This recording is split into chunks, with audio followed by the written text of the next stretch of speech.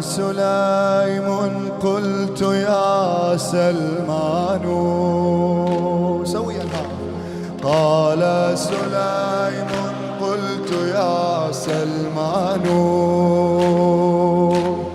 هل دخلوا ولم يكن استئذان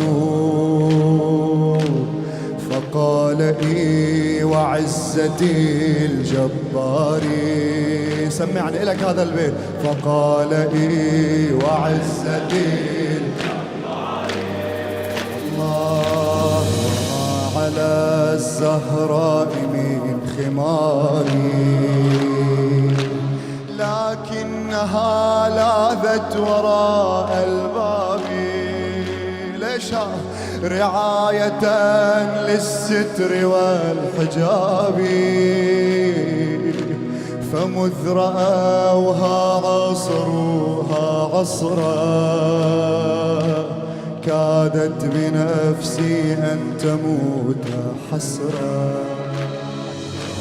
نادت أيا فضة أسنديني فقد وربي أسقطوا جنيني نادت يا فضة نادت يا فضة أسنديني وويلاه فقد وربي أسقطوا جنيني فأسقطت بنت الهدى وحزنا جنين هذاك المسمى محسنا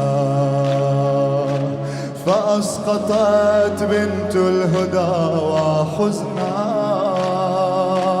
جنين هذاك المسمى محسنا